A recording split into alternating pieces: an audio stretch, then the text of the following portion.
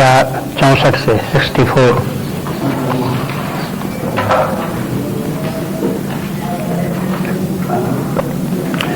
सर्वगुह्यतमं भूयः सुन मे परमं वचः इष्टोऽसि मे दृढमिति ततो वक्ष्यामि ते तम् मन्मना भव मद्भक्तो मद्याजी मां नमस्कुरु मामे वैश्यसि सत्यन्ते प्रतिजाने प्रियोऽसि मे सर्वधर्मान् परित्यज्य मामेकं शरणं व्रज अहं त्वा सर्वपापेभ्यो मोक्षयिष्यामि मा शुचः इदं ते न तपस्काय न भक्ताय कदाचन न चाश्रूषवे वाच्यं न च मां योऽभ्य सूयते य इमं परमं गुह्यं मद्भक्ते स्वविधास्यति भक्तिं मयि परां कृत्वा मामेव वैश्यत्य संशयः य इमं परमं गुह्यं मद्भक्ते स्वविधास्यति भक्तिं मयि परां कृत्वा मामेव वैश्यत्य संशयः।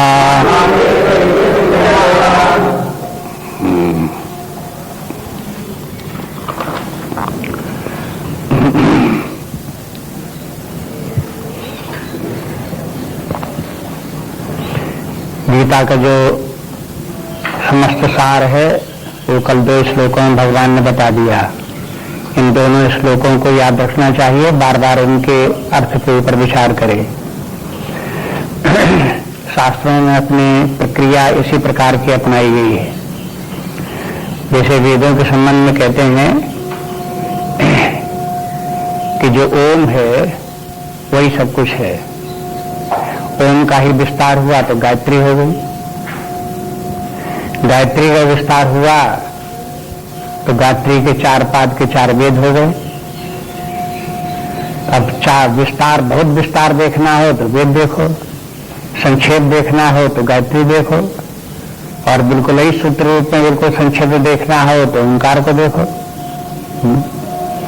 ऐसे ही इसमें देखते हैं कि संपूर्ण गीता शास्त्र तो है ही है, वेद की तरह से पूरा का पूरा। 18वां अध्याय देखो तो उसी का संक्षेप सार हो गया, पुनरावृत्ति हो गई सबकी। और उसका भी सार देखो बिल्कुल ही संक्षेप में तो 2 श्लोकों में सब बात आ गई। लेकिन पहले बार अगर कोई 2 श्लोकों को सुन ले तो पूरा गीता की बात समझ में नहीं आएगी। इसलिए पहले समस्त गीता की जितनी बात है, जितना ज्ञान है, उसको समझने की कोशिश करे, लेकिन बाद में अपना स्मरण रखने के लिए संक्षेप में 2 श्लोक बोल दिए, उनको याद कर लिया कि ये दोनों श्लोक व्यक्ति को याद दिलावें संपूर्ण गीता की।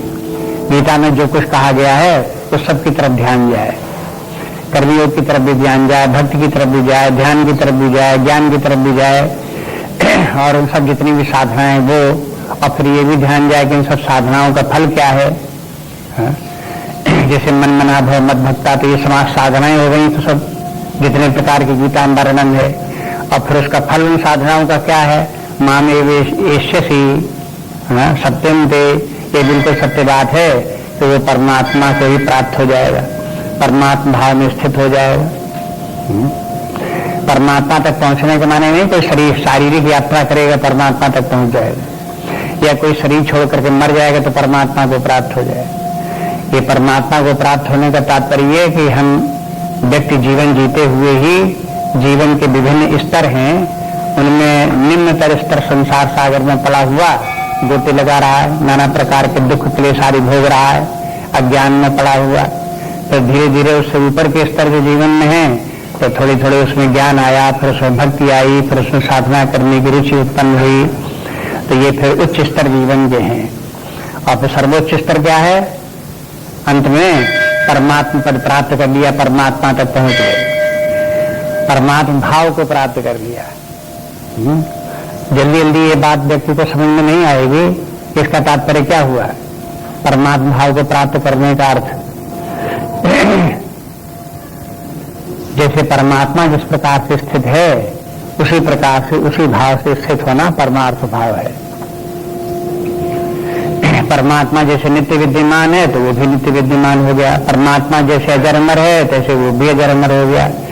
जैसे परमात्मा जो है उसको कहीं कोई क्लेश नहीं, कोई भय चिंता नहीं, इसी प्रकार से वो क्लेश मुक्त हो गया, भय चिंता मुक्त हो गया। जैसे परमात्मा अनादि अनंत है, शाश्वत है, तैसे वो भी अनादि अनंत शाश्वत हो गया। ये परमात्मा पद प्राप्त होना है। और यहां तक पहुंच सकते हैं। अब देखो शास्त्र ये बताते हैं कि मनुष्य की गति कहां तक है, कहां तक पहुंच सकता है व्यक्ति। तो अब इसके लिए फिर भगवान ने कल ये भी बताया कि देखो बिना धर्म के तो कोई गति होती ही नहीं परमार्थ की तरफ, लेकिन धर्म को ही निरंतर अंत तक पकड़े रहने में फिर परमात्मा की प्राप्ति नहीं होती। धर्म के द्वारा गति केवल स्वर्ग तक होगी। इसलिए धर्म के ऊपर भरोसा छोड़ करके और आगे चलो। तो उसके बाद वैराग्य लाओ, धर्म के जो फल हैं उनसे विरक्त रहो, और फिर जो कुछ भी धर्म का पालन करो, कार्य करो, वो परमात्मा के समर्पण भाव से करो। इस प्रकार से करते करते फिर वो ज्ञान विज्ञान प्राप्त होकर के परमात्मा की प्राप्त होकर परमात्मा भाव में स्थित हो जाओ। संक्षेप में इतनी ही बात है। तो अब इस प्रकार से इस श्लोक के साथ में 66वां श्लोक भगवान के उपदेश का अंतिम श्लोक था। सर्वधर्मान परित्यज्य माम एकम शरणं व्रज अहम त्वा सर्व पापेभ्यो मोक्षयिष्यामि मा शुचः। इसमें परमार्थ के लिए प्रेरणा भी दे दी गई और उसका फल भी बता दिया गया। व्यक्ति को करने के लिए बता दिया गया और कुछ भगवान ने अपने ऊपर भी जिम्मेवारी ले ली। सर्वधर्मान परित्यज्य माम एकम शरणं व्रज, ये तो आदेश हो गया, अर्जुन को करना पड़ेगा, हम लोगों को करना पड़ेगा। लेकिन उसके बाद अहम सर्व पापेभ्यो मोक्षयिष्यामि, मैं समस्त पापों को, सारे दुखों क्लेशों को, चिंताओं से छुड़ा दूंगा। ये भगवान का काम हो गया, कहते इतना मैं कर दूंगा इस प्रकार से। लेकिन यदि कोई सर्वधर्मान परित्यज्य करके एक कदम आगे बढ़े भी नहीं, हाँ, सब भगवान ही कर दें, तो ऐसे नहीं होगा। हाँ, ये दोनों तरफ होता चलता है। एक सिद्धांत है, दोनों ओर प्रेम पलता है। हाँ, मैथिली शरणगुप्त की एक पंक्ति है साकेत में कि दोनों ओर प्रेम पलता है। पतंग भी जलता है और दीपक भी जलता है। जब एक ओर से कोई प्रेम और समर्पण भाव हो तब दूसरी ओर से प्रेम प्राप्त होता है, उधर से भी समर्पण प्राप्त होता है। जिसके के लिए भगवान इष्ट हैं, परमात्मा ही इष्ट है, तो परमात्मा को कौन इष्ट है? फिर उसी परमात्मा को भी वो व्यक्ति इष्ट हो जाता है, वो भक्त इष्ट हो जाता है। जब किसी व्यक्ति को परमात्मा इष्ट नहीं तो परमात्मा को काहे को इष्ट किसी को? परमात्मा तो काम है सारे जगत का अधिष्ठान होकर के सबकी प्रेरणा का स्रोत बने रहना, सो बना रहता है। चोरों डाकुओं बदमाशों में बना रहता है, पापियों में बना रहता है, उनमें भी उनके प्राण मन बुद्धि का संचालन उसी परमात्मा की शक्ति से वहां भी होता रहता है। लेकिन उनका कल्याण नहीं होता। जो परमात्मा में समर्पित हो गए, तद्भाव भावित हो गए, साधना उन्होंने की, उनको फिर परमात्मा का प्रेम प्राप्त होता है, परमात्मा की कृपा प्राप्त होती है। तो इसमें होता क्या है? इसमें परमात्मा कृपा प्राप्त हो या कोई परमात्मा में समर्पित हो तो इसमें व्यक्ति का इनर ट्रांसफॉर्मेशन होता है, आंतरिक परिवर्तन और विकास, आंतरिक विकास होता जाता है। मैंने उसका स्वभाव बदलता जाता है, प्रकृति बदलती जाती है, उसकी आसक्तियां छूटती जाती हैं, परमार्थ की तरफ उसका ध्यान बढ़ता जाता है, परमात्मा में प्रेम बढ़ता जाता है, परमात्मा का ज्ञान बढ़ता जाता है। जड़ बुद्धि में, भौतिक बुद्धि में जड़ जगत का ही चिंतन बराबर होता रहता है। ये बुद्धि की मलिनता है, दूषित बुद्धि है, परमात्मा का ही चिंतन होता रहे, परमात्मा भाव में स्थित रहे, तो ये बुद्धि की निर्मलता है और बुद्धि की श्रेष्ठता है। अभी पहचान क्या है कि बुद्धि श्रेष्ठ कौन है, बुद्धि निकृष्ट कौन है? तो परमात्मा अगर चित्त लगा है तो बुद्धि श्रेष्ठ है। अगर संसार के राग द्वेष आदि में, जड़ जगत में, इन्हीं की समस्याओं में बुद्धि फंसी हुई है तो वो निकृष्ट बुद्धि है, हीन बुद्धि है। और इसी से ये इसी श्लोक से सर्वधर्मान परित्यज्य से ज्ञात हो गया। अब भगवान कहते हैं कि देखो, कुछ श्लोकों में भगवान ने ये बताया कि इस गीता शास्त्र का स्वयं अध्ययन करना चाहिए और दूसरे लोगों को बताना भी चाहिए।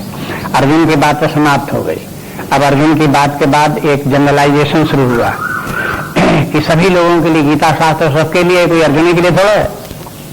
कभी कभी व्यक्तियों के ऐसी मूढ़मति भी आ जाती कि अरे बहुत पुरानी बात है, भगवान ने कृष्ण ने अर्जुन से कहा था, सो कहा था, सो कहा था, अर्जुन में चले गए, भगवान कृष्ण गिरा, अब हमें उससे क्या मतलब? हाँ, ऐसे करके वैसे पकड़ ले, बात को पकड़ बैठते हैं। तो उन लोगों के लिए अब यह है कि देखो कि यह ज्ञान है वो शाश्वत ज्ञान है, किसी एक काल के एक व्यक्ति के लिए नहीं है, ये सार्वभौमिक ज्ञान है, सारे संसार के लिए है। आगे आने वाले जो सदा जो काल है वो सब काल के लिए ज्ञान है। इसलिए इस ज्ञान का कभी अभाव नहीं होता। ये ज्ञान भी सनातन कहलाता है। जैसे सनातन धर्म अपना धर्म क्या है? सनातन के मतलब सदा बना रहने वाला। तो ये ज्ञान भी परमार्थ का ज्ञान, ये सब ये भी सनातन है। इस सनातन ज्ञान को जो स्वीकार करने वाले व्यक्ति हैं उनका धर्म क्या है? सनातन धर्म।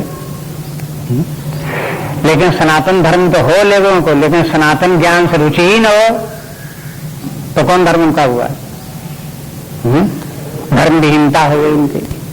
इसलिए सनातन जो तत्व है वो ज्ञान परमात्मा है, उसका ज्ञान प्राप्त होना चाहिए, उसी की प्रेरणा प्राप्त करके उसी के बताए हुए मार्ग पर जीवन चलना चाहिए, तब वो धर्म हुआ, सनातन धर्म हुआ। तब इस प्रकार के सनातन धर्म का प्रचार होते रहना चाहिए। भगवान कहते हैं कि जब सारे विश्व में ये कल्याण करने वाला ज्ञान है तो इसका प्रचार कार्य होते रहना चाहिए। जो ज्ञान भगवान से अर्जुन ने सुना, तो अर्जुन ही को मान लो सुना रहे हैं, तो ये बता रहे हैं कि अर्जुन इस ज्ञान को ऐसी व्यवस्था करे कि ये ज्ञान का प्रचार हो। इस ज्ञान को संजय भी सुन रहे हैं, तो भगवान का ये भी कहना है कि संजय को भी चाहिए कि ज्ञान धृतराष्ट्र आदि को और लोगों को सुनाने। ये ज्ञान व्यास जी ने भी सुना, तो व्यास जी के लिए भी आदेश है कि देखो तुमने ये ज्ञान सुना, तब इस ज्ञान को और आगे बढ़ाओ। तो सबने इस ज्ञान को आगे बढ़ाने के लिए प्रयास किया और अपने अपने ढंग से किया। 4 व्यक्तियों ने इस ज्ञान को, भगवान के ज्ञान को सुना और 4 प्रकार से उन्होंने इस ज्ञान का प्रचार किया। अर्जुन ने इस ज्ञान के प्रचार के लिए अनुकूल भूमि तैयार की, माने पृथ्वी पर राज्य में धर्म की स्थापना की, जिससे कि लोग जो है वो निर्भय होकर के धर्म का पालन कर सके। जितने भी अत्याचारी दुराचारी थे उनका सबका संहार हो गया, समाप्त कर दिया, केवल धर्मपरायण व्यक्ति ही रह गए। इतना कार्य कर दिया तो अर्जुन का कार्य था कि धर्म के प्रचार के लिए भूमिका तैयार हो गई। संजय ने भी इस ज्ञान को सुना, तो संजय ने इस ज्ञान को, उस समय के राजा थे महाराज धृतराष्ट्र, तो उनको धृतराष्ट्र को ये ज्ञान सुना दिया। धृतराष्ट्र को सुना दिया तो ये आशा है कि जब राजा को ही ज्ञान ये मालूम हो जाएगा, धृतराष्ट्र को ये ज्ञान मालूम हो जाएगा, तो धृतराष्ट्र की प्रेरणा से सारी प्रजा ही इस ज्ञान को प्राप्त कर लेगी। सब लोग चाहेंगे जब इस ज्ञान हमारे महाराज धृतराष्ट्र को प्राप्त हुआ तो ये ज्ञान हमें भी प्राप्त होना चाहिए। एक नियम ये भी है कि समाज के जो प्रमुख व्यक्ति हैं उनको ये ज्ञान देना चाहिए। क्यों? कि जब वो ज्ञान इसको प्राप्त करेंगे तो उनके अनुयायी लोग या उनके अधीनस्थ लोग उस ज्ञान को प्राप्त करने का प्रयास करेंगे स्वभावतः। क्योंकि अधीनस्थ लोग अपने जो उच्च लोग होते हैं उन्हीं की तरफ देखते हैं कि इनकी रुचि कैसी है। अगर उच्च स्तर के, माने जैसे कि कोई राजनेता है या कोई एक बड़ा अधिकारी है और वो भ्रष्टाचारी है, तो उसके अधीनस्थ लोग बात क्या सोचेंगे कि देखो यही तरीका जीवन का है, यही तरीका अपनाओ, जैसे ये भ्रष्टाचारी ऐसे ही होना चाहिए। बस यदि उनको ये दिखाई दे कि देखो ये राजा लोग जो हैं, ये नेता लोग हैं, ये अधिकारी लोग हैं, ये देखो कितने परिश्रम से कार्य करते हैं, कितनी सच्चाई ईमानदारी से काम करते हैं। तो एक बार किसी के मन में भ्रष्टाचार की बात आएगी तो भी हिम्मत नहीं पड़ेगी। अगर हिम्मत उसकी पड़ेगी तो फिर उसके वो ऊपर से उसको ऊपर शासन होगा और वो पकड़ जाएगा, उसको दंड प्राप्त हो जाएगा। इस प्रकार से वो धर्म की स्थापना बनी रहेगी। इसलिए एक सिद्धांत ये भी है कि समाज के जो प्रमुख व्यक्ति हैं उनको ये ज्ञान देना चाहिए और उनके ये ज्ञान उनके चित्त में बैठाना चाहिए। तीसरी बात फिर जो है आप देखते हैं कि इस ज्ञान को इन्होंने व्यास जी ने भी सुना। बाकी व्यास जी ने ही तो संजय को दिव्य दृष्टि दी थी जिससे कि ये सब गीता का ज्ञान संजय सुन सके। तो व्यास जी को भी वो सामर्थ्य थी, यद्यपि वो दूर युद्ध क्षेत्र से दूर बैठे थे, लेकिन फिर भी उन्होंने सब युद्ध भी देखा और भगवान का जो उपदेश था गीता का वो भी सब उन्होंने सुना। व्यास जी ने भी इस ज्ञान का प्रचार करने के लिए कार्य किया। उन्होंने ये है इस ज्ञान का, देखो फिर ये जो श्लोक बनाए हैं, श्लोक ये व्यास जी के बनाए हुए हैं, ये अर्जुन के बनाए हुए, कृष्ण के बनाए हुए नहीं है, ये संजय के बनाए हुए नहीं है। ये श्लोक जितने भी हैं वो सब व्यास जी के रचे हुए हैं। व्यास जी ने इन श्लोकों को क्यों रचा? हाँ, क्योंकि इस ज्ञान को अन्य लोगों तक पहुंचाना था। तो अब एक तरीका प्राचीन काल में ये था कि अगर गद्य में कोई ज्ञान दोगे तो वो ज्ञान लोग सुनेंगे और ज्यादा देर उनकी याद नहीं रहेगा। लेकिन काव्य उसका बना दो, श्लोक बना दो, तो फिर लोगों को श्लोक याद हो जाते हैं और फिर वो अपने आप ही याद हो जाने के कारण एक के बाद एक क्रमिक निकलते रहते हैं। तो लोग बाग अपने दोहराते भी रहते हैं, याद भी कर लेते हैं, फिर उसी के अनुसार फिर जो है वो उस ज्ञान को सीख भी लेते हैं। इसलिए जैसे चौपाइयां तुलसीदास ने बना दी, तो चौपाई रूप में वही बात आपको ज्यादा याद रहेगी। अगर आप उस गद्य में कुछ बात कह दी जाए तो याद नहीं रहेगी। तो इस तरह से देखते हैं कि उन्होंने फिर व्यास जी ने ये कार्य किया कि संसार में इस ज्ञान का प्रचार प्रसार हो। तो फिर उन्होंने गीता के श्लोक लिखे, 700 श्लोक उन्होंने रचना की। आप जानते हो कि एक संत हो गए हैं विनोबा, उनका ये कहना है कि व्यास जी ने जब ये गीता लिखी, श्लोक जब बनाए, तब उस समय वो समाधिस्थ थे। समाधिस्थ के माने क्या?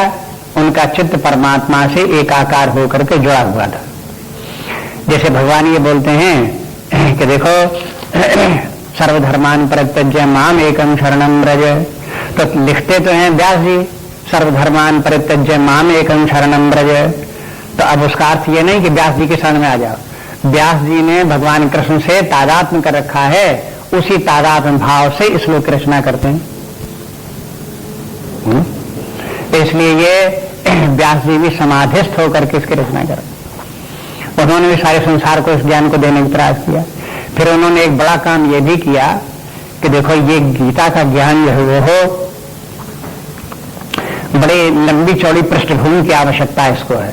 वैसे तो 700 श्लोक का ज्ञान है, छोटे में संक्षेप में 700 श्लोक बहुत नहीं होते, लेकिन फिर लाखों श्लोक का उन्होंने एक महाभारत तैयार किया।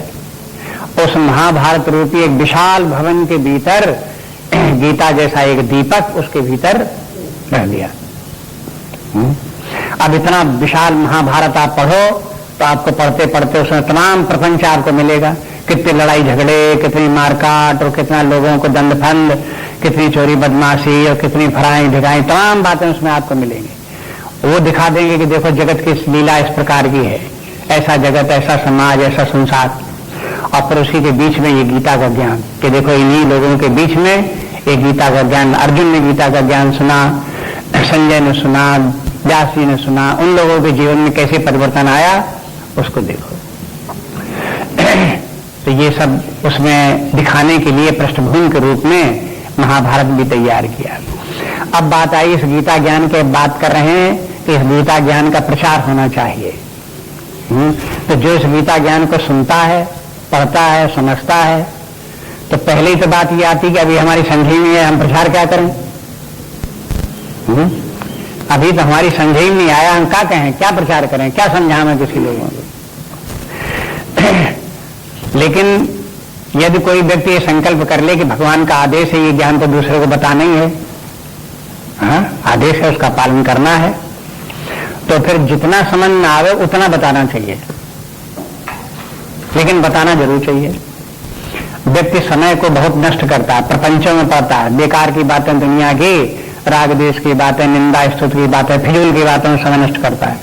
उस समय का सदुपयोग करे और गीता का ज्ञान जो है लोगों को समझावे, धर्माधर्मी का ज्ञान समझावे, उसका ही वर्णन इसमें है। सकाम निष्काम कर्मों की बात समझावे लोगों को, कुछ न कुछ जहां जितनी बात समझ में आई हो समझावे लोग। इसलिए ये ज्ञान जो है लोगों को देना जरूर चाहिए। अब कैसे देना चाहिए, वो कैसे समझावे, कैसे बतावे, अब हमने आपको उदाहरण बता दिए कि देखो कैसे कैसे ये ज्ञान का प्रचार हो सकता है। इस ज्ञान के प्रचार करने वाले व्यक्तियों के लिए अगर आप सहायता करो, पृष्ठभूमि तैयार करो, क्या करो, ज्ञान यज्ञ का आयोजन करो, जगह तलाश करो, बैनर लगाओ, पर्चा बांटो, तो आप क्या कर रहे हो? गीता ज्ञान का प्रचार कर रहे हो नहीं कर रहे हो? ये भी गीता ज्ञान का प्रचार है, ये अपने ढंग का है। आप गीता की पुस्तकें आप लो, लेकर के लोगों को दिखाओ कि भाई ये पुस्तकें लो, पढ़ो, देखो ये। अगर लोगों के न भी इच्छा हो तो भी जबरदस्ती करके ठपेलो गीता की पुस्तकें, उनको आगे पीछे कभी वो पढ़ेंगे तो फिर उनको उससे जो है उनको लाभ होगा। इस प्रकार से इन गीता की पुस्तकों का प्रचार करो, इन्हीं को पहुंचाओ लोगों तक। घर घर जा करके लोग आपको न मिले तो घरों घरों पहुंचो और पहुंच कर उनसे कहो कि हम आपके यहाँ पर गीता पुस्तक है कि नहीं, कि हमारे यहाँ तो नहीं है, तो हम चाहते हैं कि गीता माता की स्थापना आपके घर में हम कर रहे हैं। तो घबरा जाएगा कि हमारे गीता घर में गीता आ गई तो फिर क्या होगा, फिर गीता आ जाए तो कहीं विनाश न हो जाए, फिर सब बैरागी न हो जाए, कहीं सब सन्यासी न हो जाए, सब तितिर बितिर न हो जाए, हमारे यहाँ गीता गीता मत लाना भाई, है?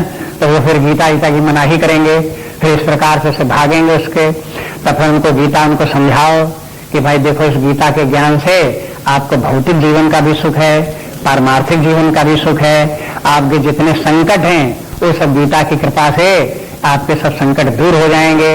आप इस पुस्तक को रखो मात्र और केवल आरती कर दो कभी कभी, तो इतने मात्र से तुम्हारे सब संकट दूर हो जाएंगे। ऐसे समझाओ। जिसके पास गीता पुस्तक हो उससे को भाई कभी पढ़ते हो नहीं पढ़ते तुम अपने, कहीं पढ़ते नहीं, गीता हमारे पास है लेकिन पढ़ते नहीं। अरे भाई पढ़ते नहीं हो तो एक लाइन पढ़ लेना, उसमें तुमको क्या आफत है, कभी कभी खोल करके उसको थोड़ा सा एक आधे श्लोक पढ़ लिया करो, वहां निशान लगा दो, आगे दूसरे दिन दूसरा श्लोक पढ़ लो। तुम्हें एक श्लोक पढ़ने में कितने घंटे लगेंगे? अरे 5 मिनट लगेंगे, 2 मिनट लगेंगे, आप 2 मिनट लगाओ, एक श्लोक पढ़ दो, बस गीता बंद करके धर दो। इस प्रकार से लोगों को आप ये देखो कि गीता के प्रचार के लिए उदाहरण हम बता रहे हैं, इस प्रकार से अनेक उपाय हैं, उनके द्वारा आप इस गीता के ज्ञान का प्रचार करो। ये जरूरी नहीं है कि आप गीता शुरू से आखिर तक इसका ज्ञान प्राप्त करके और फिर पूरा संस्कृत सीख करके और फिर उसका अनुवाद सीख करके और फिर उसकी व्याख्या रट करके तब आप चलो और फिर उसको सुनाने चलो तभी गीता सुना पाओगे, ऐसी बात नहीं है। लेकिन भगवान के आदेश का पालन अगर करना हो सच्चाई के साथ कि भगवान कहते हैं इस गीता ज्ञान का प्रचार करो, तो आपको करना चाहिए। लेकिन भगवान ये कहते हैं कि देखो थोड़ा ध्यान रखो, समाज में 2 प्रकार के व्यक्ति हैं। एक तो ऐसे व्यक्ति हैं जो कि बिल्कुल ही अधम हैं, उन लोगों के बीच में ये ज्ञान जो है वो कारगर नहीं होगा। उनके बीच में अगर इस ज्ञान को ले जाओगे तो दोनों की हानि होगी। जो ज्ञान ले जाएगा वहां पहुंचाएगा उसकी भी हानि होगी, और जिसको ये ज्ञान दोगे उसकी भी हानि होगी। जो ज्ञान लेकर के ऐसे लोगों को बताएगा जाकर उसे क्या हानि होगी? वो जहां 1 जगह 2 जगह 4 जगह बताया, घर लौट करके आया, कोई ज्ञान सुनने वाला नहीं है, इसके माने ये ज्ञान बेकार है, हमें भी नहीं पढ़ना चाहिए। हम क्यों चक्कर में पड़े? जब दुनिया कोई नहीं इस ज्ञान को मूल्य देती है तो हम ही पागल हैं कि हम इस ज्ञान को पढ़ते फिरें। हटा घरे बंद करो। ये क्या प्रभाव पड़ा इसका? गीता जो सुनाने वाला था वही जो है उसका ठंडा हो गया, जो सारा खत्म हो गया। इसलिए ऐसे लोगों को ज्ञान नहीं देना चाहिए। जो अपना गीता का प्रचार करने वाले जो है उन्हीं का जोश खत्म हो जाए, उनको गीता का अध्ययन करने की जो रुचि है वो भी समाप्त हो जाए। और फिर जिन लोगों को गीता का ज्ञान से सुनाओ, वो सुनने के बाद में उसमें से कोई ऐसी बातें निकाल लें जो अपने मतलब की हो। जैसे गीता में बताया कि देखो अपने आप को समझो आत्मा, और आत्मा है सर्वात्मा, सर्वात्मा के मैंने सबकी जगह, सबके हृदय में तुम ही बैठे हुए हो। हाँ? तो सबके शरीर तुम्हारे शरीर हो गए और जितनी संपत्ति सब लोगों की वो तुम्हारी हो गई, सिद्ध हो गई ना हो गई। इसलिए क्या करना चाहिए कि जो हम करते आ रहे हैं, चोरी डाका करते आ रहे हैं, वो तो बिल्कुल सही बात है, वही एक सही रास्ता है। ऐसा अर्थ लगाने वाले व्यक्ति भी गीता का अर्थ लगाएंगे, ऐसे इन लोगों से भी गीता को बचाओ। इससे जहां गीता के ज्ञान से दूसरे लोगों को हानि होती दिखाई दे, इतने मूढ़ लोग हों कि जिससे ज्ञान से उनको उनकी हानि हो रही हो, उनको भी गीता का ज्ञान मत सुनाओ। ऐसे भी लोग हैं इस स्तर के, हाँ, जो गीता का ज्ञान जो है जिन लोगों के लिए कल्याणकारी सिद्ध नहीं होता, हानिकारक सिद्ध हो जाता है। इसलिए शास्त्रों में जहां आप देखोगे तो जो तमोगुणी स्वभाव के व्यक्ति हैं उनको छोड़ करके रजोगुणी सत्वगुणी के लिए सारी शिक्षा है। तमोगुणी स्वभाव के व्यक्ति की बुद्धि बिल्कुल विपरीत बुद्धि होती है। सत्वगुणी की जैसी बुद्धि होगी तो तमोगुणी की उसके बिल्कुल विपरीत होगी। रजोगुणी वाले व्यक्ति की जैसी बुद्धि होगी तो तमोगुणी वाले व्यक्ति की बिल्कुल विपरीत होगी। ये आपको इतने बार आता रहा है, आप सब जगह आप देख लो, जो सत्वगुण का ज्ञान है और तमोगुण का ज्ञान है, आप देख लो एक दूसरे के विपरीत होंगे। एक तमोगुणी बुद्धि, सत्वगुणी बुद्धि है और एक तमोगुणी बुद्धि है, तो आप देख लो सत्वगुणी बुद्धि के विपरीत तमोगुणी बुद्धि बिल्कुल विपरीत बुद्धि होगी। जैसा सत्वगुणी व्यक्ति कर्म करता होगा तो तमोगुणी व्यक्ति उसके बिल्कुल विपरीत कर्म करता हो, ये विपरीत बुद्धि होती है। तो जिनकी किस प्रकार की तमोगुणी स्वभाव है, विपरीत बुद्धि है, विपरीत स्वभाव है, विपरीत आचरण है, ऐसे लोगों को गीता का ज्ञान काम नहीं देता। उनके साथ में क्या होता है, उनका उद्धार कैसे होगा? उनके उद्धार का उपाय परमात्मा ने स्वयं बना रखा है। ये लोग अपने जिस प्रकार का जीवन जी रहे हैं उसमें जीते जीते और उसके दुखों इत्यादि का भोग करते करते जब उनके पाप कटेंगे, तमोगुण भोगते हुए तमोगुण कटता है, उनका तमोगुण जब घटेगा, पाप कुछ घटेंगे, तब उनमें चेतना आएगी और फिर रजोगुण जब उनमें बढ़ेगा तब फिर वहां फिर से उनको शिक्षा इत्यादि काम वहां से करेगी। इसलिए इस समाज के एक वर्ग को एक किनारे करके रखना पड़ता है। लेकिन देखो गुरुजनों ने और जो संप्रदाय परंपरा है उसमें ये बोले कि आप व्यक्तियों को देख देख करके उनका टेस्ट मत लो कि ये व्यक्ति कैसा है। इसमें बातें भगवान ने कल बताई कि ना तपस्काय, ना अभक्ताय, ना अश्रुष्वे और ना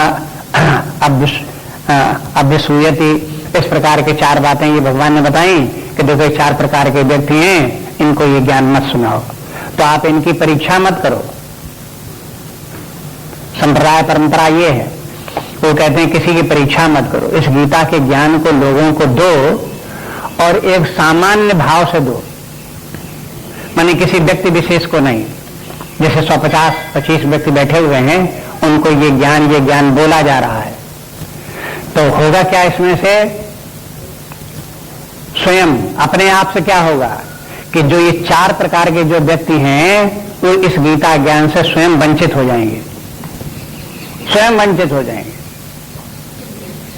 या तो वो कमरा छोड़ करके चले जाएंगे, स्थान छोड़ करके चले जाएंगे, या आपस में बैठ करके बातें करने लगेंगे, या सोने लगेंगे, कुछ न कुछ इस प्रकार का करने लगेंगे जिससे कि 4 प्रकार के व्यक्तियों के पल्ले ही ज्ञान नहीं पड़ेगा।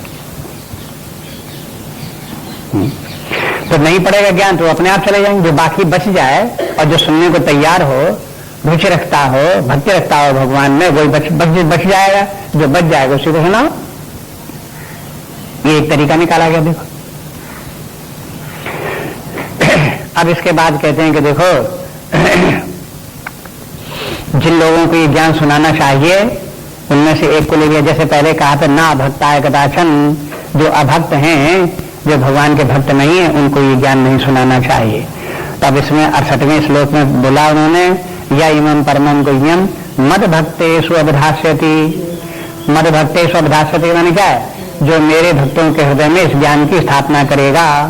कौन सा ज्ञान? इमं परमं गुह्यम, जो इस परम गुह्य ज्ञान की स्थापना हृदय मन के करेगा। इसके माने है जो भगवान के भक्त हों उन्हीं को ये ज्ञान सुनाना चाहिए। एक बात तो ये, और दूसरी बात ये, जो भगवान के भक्त हैं तो भक्त होने के बाद भी उनको अभी कुछ प्राप्त करना शेष है, इस बात की भी सूचना है। नहीं, अगर भक्त को सब कुछ प्राप्त हो चुका है पहले ही से, तो फिर क्या जरूरत है उसको सुनाने के लिए गीता ज्ञान? तो इसलिए पीछे के जो प्रसंग हैं उनमें आप देखो भक्त दो प्रकार के हैं, एक अपरा भक्त हैं और दूसरे पराभक्त हैं। अपराभक्त के माने जिन लोगों को भगवान में रुचि हो गई है, प्रेम भी हो गया है, उसमें विश्वास भी करने लगे हैं, लेकिन जानते मानते नहीं है, कोई साधना वाधना नहीं की है, विशेष उस तरफ आगे नहीं बढ़े हैं, तो ऐसे लोग जो हैं भगवान के भक्त हैं। भगवान की भक्ति होने के नाते जब भगवान की चर्चा उनके सामने करोगे तो वो सुनने को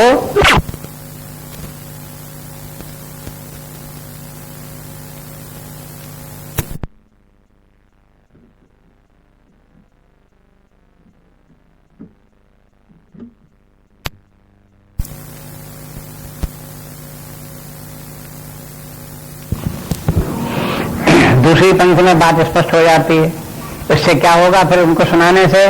भक्ति मई पराम कृत्वा मामले वैश्यसी संशय।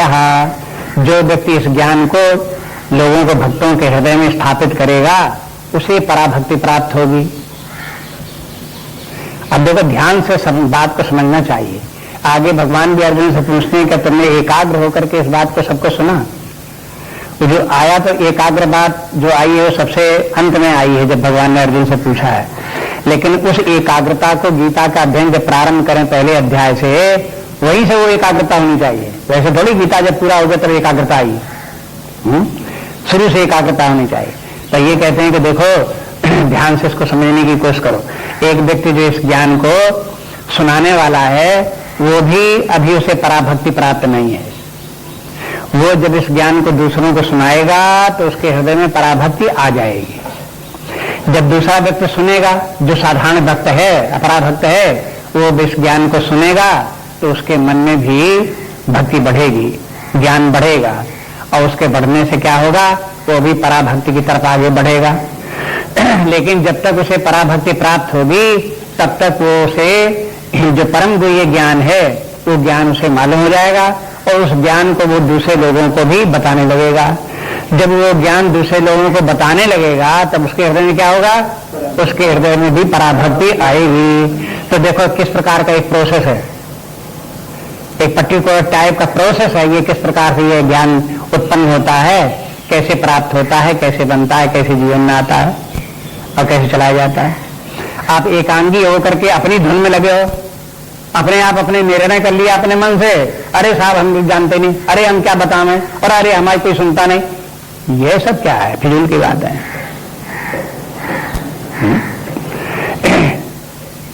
इसलिए जैसा भगवान बताते हैं इसकी तरफ ध्यान दो। इसलिए कहते हैं या इमं परमं गुह्यम, ये ज्ञान जो है परम गुह्य ज्ञान है। ये बात पहले बताया, गुह्य परम गुह्य के माने गुह्यतमम ऐसे कहे आए पहले, गुह्यतर, गुह्यतम, गुह्यतम माने मोस्ट सीक्रेट नॉलेज। ये गुह्यतम ज्ञान इसलिए भगवान बता रहे हैं कि देखो इस ज्ञान को बिना बताए किसी को आता नहीं है। आप तो हम किताब खरीद जाएंगे, ये ज्ञान हमको आ जाएगा, किताब खरीद लो, आपको नहीं आएगा ज्ञान, करके देख लो। दुनिया के सब ज्ञान आ जाते हैं पुस्तक पढ़ने, लेकिन ये दुनियावी ज्ञान है नहीं। ये एक विचित्र प्रकार का ज्ञान है जो कि ज्ञान बिना बताए नहीं आता। प्राचीन काल में भी बिना बताए नहीं आता था और आजकल भी नहीं आता बिना बताए। जब कोई इस ज्ञान को बताता है तभी समझ में आता है, और जिसके मन में बताए तो तमाम हजारों शंकाएं उत्पन्न होती हैं। उन शंकाओं को जब किसी से वो पूछे जो बताने वाला है, उसके सामने अपनी शंकाएं रखे कि ये बात हमारी समझ में नहीं आई, ये बात हमारी समझ में नहीं आई, तो फिर वो उन सबका शंका का समाधान करता जाएगा, तब उसे वो ज्ञान समझ में आएगा। इसलिए गुह्य के माने हो गया मोस्ट सीक्रेट, बहुत सूक्ष्म ज्ञान है, अंतरतम ज्ञान है, रहस्यमय ज्ञान है, गुप्त ज्ञान है।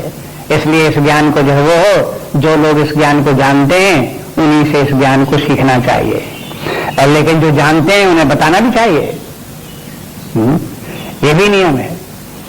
जैसे शास्त्रों में ये भी लिखा हुआ है, पंचदशी इत्यादि में भी और ग्रंथों में भी है कि जिन लोगों को आत्मज्ञान परमात्म ज्ञान हो गया हो, ब्रह्म ज्ञान हो गया हो, उनका जिन्हें प्राप्त हो गई है, तो उनका क्या कर्तव्य है? तो पहली बात तो कि उनका कोई कर्तव्य नहीं, सारे कर्तव्य उनके समाप्त हो गए।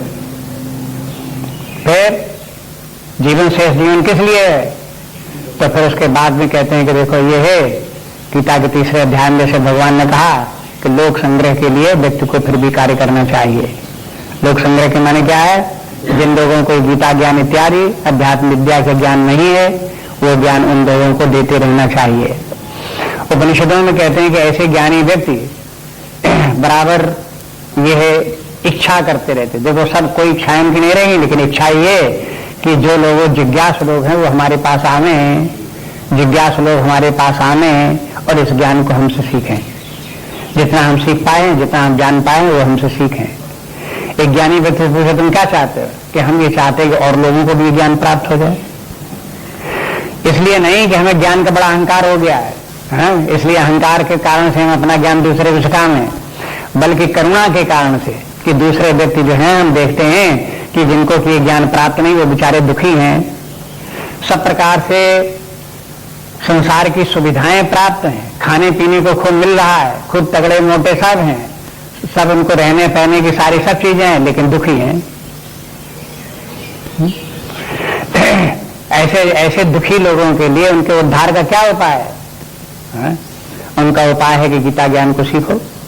जब सीखोगे तो आपकी जो समस्या है वो हल हो जाएगी। जो भौतिक जीवन में भौतिक साधनों से व्यक्ति की जो समस्याएं हल नहीं होती और न हो सकती हैं, शास्त्र ने ये भी कह दिया कि देखो भौतिक साधन इतने हैं संसार में, बड़े बड़े राजा लोग हो गए, उनके सामने तुम्हारी होगी क्या संपत्ति?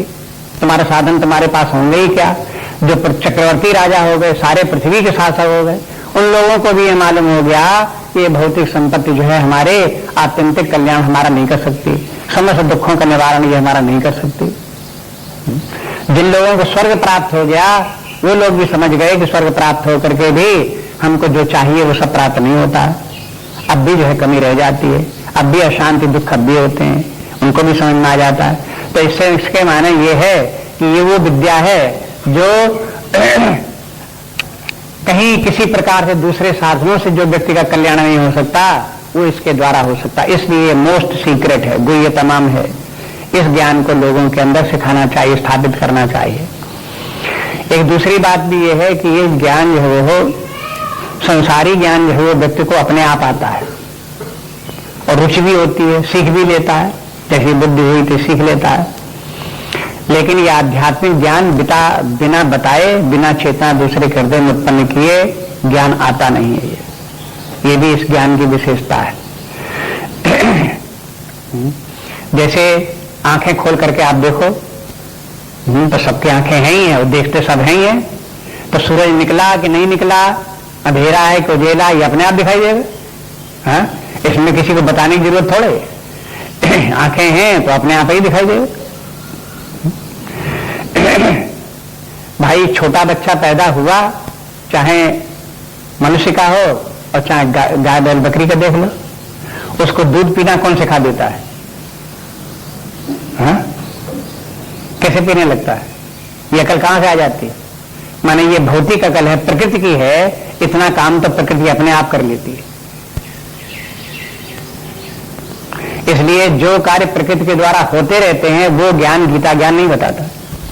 गीता ज्ञान वो बताता है जो प्रकृति के द्वारा मनुष्य को अपने शरीर से, अपनी इंद्रियों से, अपने मन से, अपने बुद्धि से, अपने स्वभाव से जो नहीं प्राप्त हो सकता उसे प्राप्त कराने के लिए शब्द प्रमाण, शास्त्र प्रमाण उसके लिए। और ये ऐसा है कि जिनको भी प्राप्त हो जाए उनका धर्म ये कि दूसरे को बताएं, और जिनको प्राप्त नहीं है वो उनके पास जाएं, जिनको ये ज्ञान प्राप्त हो उनसे ज्ञान को सीखें।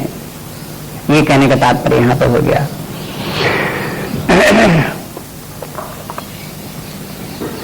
न च तस्मान् मनुष्येषु कश्चिन्मे प्रियकर्तमः भविता न च ते तस्मात् अन्यः प्रियतरो भुवि। न च तस्मान् मनुष्येषु कश्चिन्मे प्रियकर्तमः भविता न च मे तस्मात् प्रियतरो अन्यः प्रियतरो भुवि।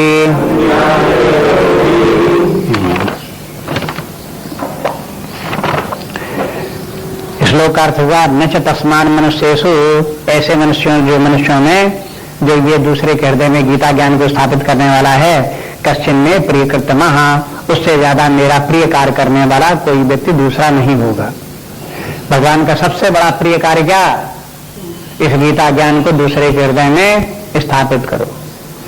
संसार में मनुष्यों का प्रिय कार्य नहीं, देवताओं का प्रिय कार्य नहीं, राजाओं का प्रिय कार्य नहीं, परब्रह्म परमात्मा का ये प्रिय कार्य है कि इस गीता ज्ञान को दूसरे के हृदय में स्थापित आप करो। और कहते हैं कि ये जो प्रियकर्तमा जो है वो हो न तो इस समय होगा जबकि ज्ञान कर रहा है, न भविष्य में भी कहते भविता न चते तस्मात, और उससे भी ज्यादा जो है कोई प्रिय अधिक प्रिय भविष्य में भी कोई नहीं होगा। अन्य प्रियतरो भूयि, अन्य मन कोई दूसरा, प्रियतरा मन ज्यादा प्रिय। कहते हैं जो इस समय मान लो गीता ज्ञान को दूसरे हृदय में स्थापित करेगा वो भगवान का परम प्रिय होगा। और भविष्य में भी कहीं कभी ऐसा समय आने वाला नहीं है जबकि कोई और दूसरा कोई ऐसा कार्य प्रियतर कार्य से भी ज्यादा महान निकल आवे जिसको करने से भगवान को प्रियता लगे, ऐसा भी होने वाला नहीं है। सबसे प्रिय कार्य ही होगा। अब भगवान को ये प्रिय कार्य क्यों है? देखो एक बड़ी विचित्र स्थिति है, आप देखते रहो बार बार कि परब्रह्म परमात्मा है, परमात्मा है तो परमात्मा सच्चिदानंद स्वरूप है बस, लेकिन परमात्मा के साथ एक विशेषता परमात्मा की माया भी है। जो परमात्मा की नेगेटिविटी है वो भी स्वभावता है, उसके गुण सत्वगुण रजोगुण तमोगुण वाली जो है प्रकृति है माया, वो भी उसके साथ में। अब वो परमात्मा इस माया को एबॉलिश कर दे ऐसा नहीं हो सकता, वो नेचुरली है बस। अब माया क्या कार्य करती? जगत की रचना करेगी, लोगों के प्रति विषयों का आकर्षण पैदा करेगी, लोगों को आसक्तियां पैदा करेगी, अज्ञान पैदा करेगी, व्यक्ति संसार में लिप्त होंगे, फिर दुखी होंगे, फिर परेशान होंगे। ये प्रकृति या माया अपना कार्य करेगी। अब भगवान क्या करें जब माया को एबॉलिश नहीं कर सकते और माया ये कार्य करे ही करेगी, तो जो लोग इस प्रकार से इस माया के कारण दुखी हो रहे हैं भगवान उनके लिए क्या करें?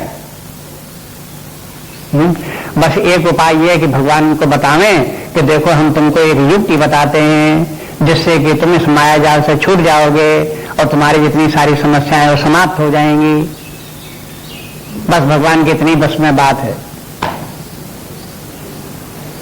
सो वो भगवान ने किया। वेद क्या है? भगवान की वाणी है, और उन लोगों के लिए जो मोहजाल में पड़ गए हैं माया के कारण से, वो भगवान की वाणी सुन करके उनको रास्ता मिल जाएगा और मोहजाल से छूट जाएंगे, परमात्मा की परम गति को प्राप्त कर लेंगे। गीता को पढ़ेंगे परमात्मा की परम गति को प्राप्त कर लेंगे, वो भी माया जाल से मोहजाल से सबसे उनका भी छुटकारा हो जाएगा। संसार में होता यह है कि जब ये ज्ञान का प्रचार प्रसार नहीं होता तब माया की शक्ति बढ़ती है, माया का प्रपंच फैलता है और खूब फैलता है, खूब फैलता है। उसके फैलने पर खूब अज्ञान बढ़ता है, खूब मोह बढ़ता है, खूब संघर्ष बढ़ता है, खूब लड़ाई झगड़े बढ़ते हैं, खूब मारकाट शुरू होती है और फिर इस पृथ्वी पर प्राणियों को रहना मुश्किल हो जाता है। बस अब वो फिर लोग क्या करते हैं? त्राही त्राही त्राही त्राही माने क्या? हे भगवान कृपा करो, हे भगवान कृपा करो, अब तो रहना जिंदगी मुश्किल है, बहुत मुश्किल है, हे भगवान कृपा करो। तो भगवान क्या करें? फिर भगवान अवतार लेते हैं, अवतार लेकर के आते हैं और फिर वही ज्ञान सिखाते हैं। अवतार लेकर के भगवान क्या करेंगे?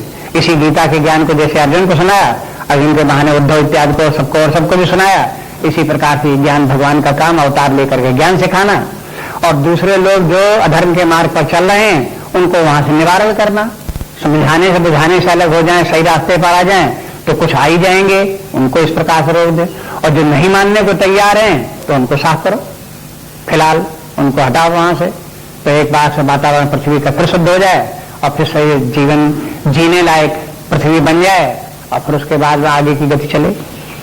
तो ये कार्य भगवान को करना पड़ता है। तो ये जो मुख्य कार्य भगवान का यही है कि संसार माया जाल में पड़ करके नाना प्रकार के क्लेश भोगता है, असुर आदि पैदा होते हैं और उस संत महात्माओं के इनको सबको उनको परेशान करते हैं। तो भगवान का काम ये उनकी रक्षा करें, असुरों का विनाश करें। तो अब जो भगवान का सबसे प्रियतर कार्य यही है, तो अब जो व्यक्ति ये कार्य भगवान का कार्य स्वयं अपने सर ले ले, कहते हे भगवान आप अवतार लेकर के करते हो तब करते हो, लेकिन अब हम जिस समय आपका अवतार न हो उस समय हम विद्यमान हैं, आपकी सेवा में ये कार्य हम कर रहे हैं। जैसे बड़ा कार्य कोई होता है, बड़ा भारी कारखाना खोले, तो जो कारखाना खोलेगा वो अपने हाथ से सब काम थोड़े कर लेगा, हाँ? फिर काम करने वाले लोगों को एम्प्लॉय करेगा, लगाएगा उसमें, और जो कार्य करेंगे उसके बदले में कुछ उनको पैसा देगा, कुछ खाना पीना देगा, कुछ रहने के स्थान देगा और उनसे काम कराएगा। ऐसे परमात्मा का कारखाना सबसे बड़ा काम यह है कि इस ज्ञान का प्रचार हो, सब लोग आनंद में जीवन जिए। तो उसमें अकेले परमात्मा सब ये कार्य नहीं करता, दूसरे लोगों को एम्प्लॉय कर लेता है। भक्ति के माने क्या? भगवान की शरण में गए और भगवान का काम करने लगे। बस भगवान का काम क्या है? इस ज्ञान का प्रचार प्रसार करो, दूसरे की सेवा करो, बस। अब इसमें जितने भी वर्ण और आश्रम की व्यवस्था है, उस व्यवस्था के अंतर्गत भी इस बात को रखा गया है। आप ध्यान देकर के देख लो, जहां 4 वर्ण हुए, तहां जो ब्राह्मण वर्ण है उसके ऊपर ये जिम्मेवारी है कि इस ज्ञान का प्रचार प्रसार करे, इसकी ज्ञान की रक्षा करे और इसका समाज में प्रचार प्रसार करे। क्षत्रिय का काम यह है कि जो लोग इस ज्ञान को ना सुने और आसुरी भाव धारण कर लें और लोगों को परेशान करें, अत्याचार करने लगे, उनको जो है, हाँ, उनके ऊपर रोक लगावे, उनको दंड दे, बंद करे उनको। ये काम क्षत्रियों का कार्य। तो व्यवस्था इस प्रकार की है, इनमें भी है, वर्ण व्यवस्था में भी इस धर्म के प्रचार की व्यवस्था है, और आश्रम व्यवस्था में भी है। आश्रम व्यवस्था में जब बचपन है तब इस धर्म को दूसरे से सीखो, युवावस्था है तब इस धर्म के अनुसार जीवन जी करके अपने व्यक्तित्व का विकास करो, तृतीय अवस्था आवे तब इस ज्ञान को भली भांत अपने चित्त में धारण कर लो, चतुर्थ अवस्था आवे तब इस ज्ञान को अब दूसरे लोगों को प्रचार प्रसार करो। जीवन का अंतिम समय जो है वो किस लिए है? इस ज्ञान को अपने हृदय में धारण करके समाज के अन्य लोगों को बताओ, उन लोगों को भी सन्मार्ग पर लगाओ, प्रेरणा दो उनको, बल दो उनको, लगे इस कार्य में करें। तो आप देखो कि वर्ण व्यवस्था में भी, आश्रम व्यवस्था में भी इस प्रकार की व्यवस्था रखी गई है कि इस ज्ञान का प्रचार होता रहे। और जब इस ज्ञान का वर्ण व्यवस्था नष्ट हो जाएगी, आश्रम व्यवस्था नष्ट हो जाएगी, ब्राह्मण अपने धर्म को भूल जाएंगे, हाँ? और जबकि वानप्रस्थी सन्यासी अपने धर्म को भूल जाएंगे, हाँ? तो भूल जाने के माने क्या हुआ? इसके माने इस ज्ञान का प्रचार नहीं होगा। जब इस ज्ञान का प्रचार नहीं होगा तो समाज में माया क्या करेगी? माया अपना कार्य करेगी। उसे तो खुली छूट मिल गई कि अब कोई हमें चैलेंज करने वाला है ही नहीं, चलो सबको मोहजाल में डालो, सबको लड़ाओ, सबको मारकाट में लगाओ, सबको परेशान करो, सबको दुखी करो, वो अपने कार्य में लग जाए। इसमें कौन सी आश्चर्य की बात? इसलिए क्लियर विधान इस प्रकार का है कि इस विधान को जैसे शास्त्रों में भगवान ने जैसे बना दिया है उसी प्रकार चलो। जो लोग ये शिकायत करते भगवान ने ये संसार क्यों बनाया, ये माया क्यों बनाई, उन्होंने बनाई कुछ नहीं, वो तो है अपने आप से। इसलिए फिजूल के जो है वो हो, आप अपने मन में शंकाएं मत लाओ। ठीक ठीक आप शास्त्र को समझोगे तो सारा जो है भेद आपको समझ में आ जाएगा, ये रहस्य जो है आपको समझ में आ जाएगा किस प्रकार से क्या है।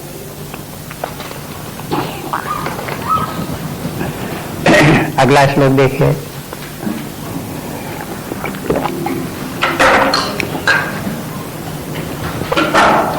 अध्यक्ष्यते च याइमम् धर्मं संवादमावयोः ज्ञानयज्ञेन तेन अहम् स्थास्यामीति मे मतिः। अध्यक्ष्यते च याइमम् धर्मं संवादमावयोः ज्ञानयज्ञेन तेन अहम् स्थास्यामीति मे मतिः।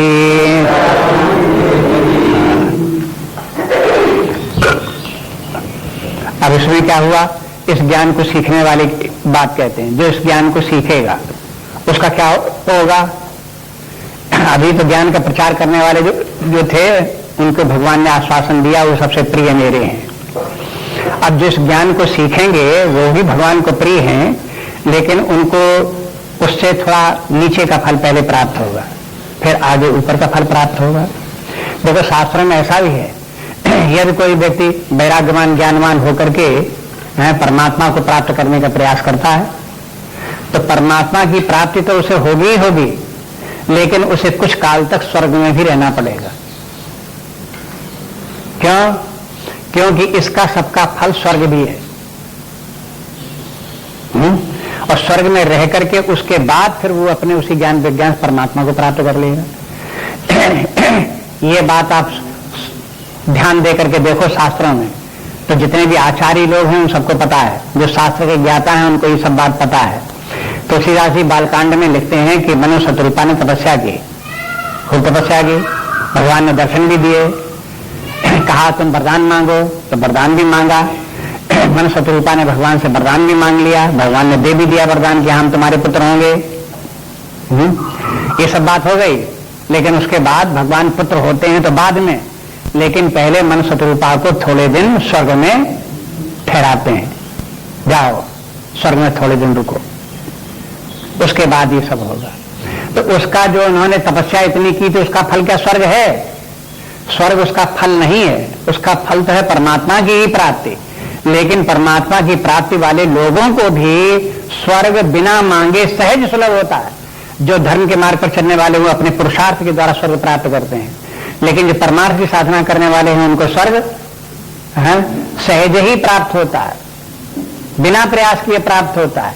लेकिन वो हमेशा ऐसा नहीं कि स्वर्ग समाप्त होगा तो फिर लौट करके आ जाएंगे पृथ्वी पर, फिर ऐसा नहीं होगा। वो स्वर्ग छोड़ करके फिर परमात्मा की तरफ आगे जाएंगे। ये स्वर्ग जो है सैटेलाइट है।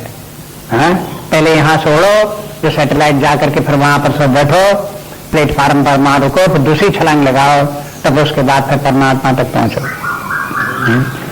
ये विधान इस प्रकार का है। इसलिए जो है ये भगवान कहते हैं कि जो इसका अध्ययन करेंगे उनको क्या होगा? तो कहते हैं उनको ज्ञान यज्ञ का फल प्राप्त होगा। कहते हैं अध्यक्षते च इमं, जो लोग इसका अध्ययन करेंगे, धर्मम, इस धर्म को, संवादम आरय हो, जो हमारे दोनों लोगों का संवाद है, भगवान कृष्ण का अर्जुन का संवाद है, मन गीता शास्त्र है, इसका जो लोग अध्ययन करेंगे तो ज्ञान यज्ञेन तेन अहम इष्टास्याम, वो ज्ञान यज्ञ के द्वारा मेरी पूजा होगी। और इति ये मति ही, ये मेरा मत है, मैंने ये उनको सावधान कर देता हूँ, बता देता हूँ। ये भी बिल्कुल साफ बात है। ये यदि कोई इस ज्ञान को, गीता ज्ञान को सुनेगा तो गीता ज्ञान के सुनने का उसे क्या फल प्राप्त होगा? उसको ज्ञान यज्ञ करने का फल प्राप्त होगा, और उसका यज्ञ ज्ञान यज्ञ होगा। देखो यज्ञ दुनिया की जितनी हैं उतने तमाम तरह तरह के यज्ञ हैं, उन यज्ञों से भौतिक लाभ होते हैं, लेकिन जो ज्ञान यज्ञ है वो परमात्मा को प्राप्त कराने वाला है। तो अब ये जो अध्ययन करना है ये भी एक प्रकार का यज्ञ है, स्वाध्याय भी एक यज्ञ है, लेकिन ये यज्ञ जो है ज्ञान यज्ञ है। चौथा अध्याय आप याद करो, दो प्रकार के, एक द्रव्य यज्ञ और एक ज्ञान यज्ञ। और फिर वहां पर भगवान ने बताया कि ज्ञान यज्ञ श्रेष्ठ यज्ञ है।